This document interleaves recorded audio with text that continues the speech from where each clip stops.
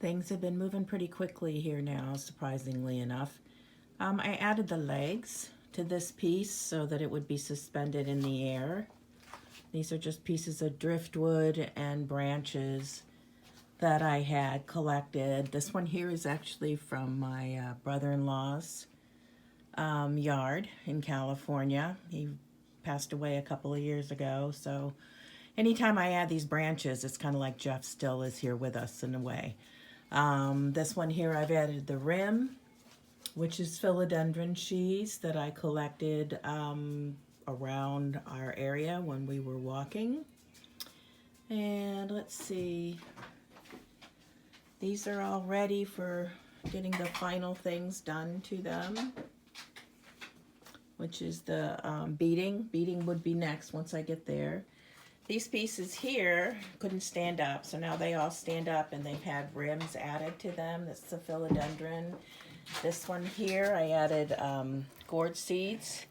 And then this, I love these pine needles. They're two different colors the way they've been dyed. So those are really, really happy with that piece.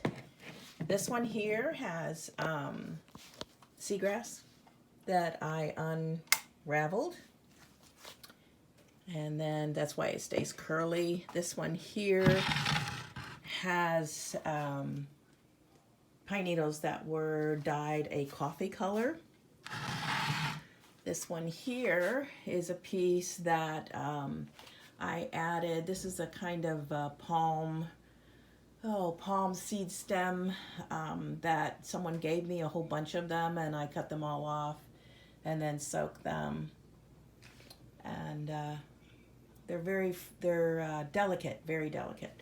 This one here, this is also pine needles. I think I'm gonna spray these too because I think it'll bring out the color. This one, when it's wet, the ends are like really orange, reddish brown. They are very prominent, and when they dry, you kind of lose that. So I'm gonna see if I spray it with clear coat, if that will help. Same with these to see if it'll bring out some more of the color. I may do these too. I haven't decided yet. Got lots of time, so I'm just kind of like piddling around. This one here, I'm reading for some cotton cording to come in so that I can do a fabric rim on the top. So these three are gonna hopefully head in that direction. We will see.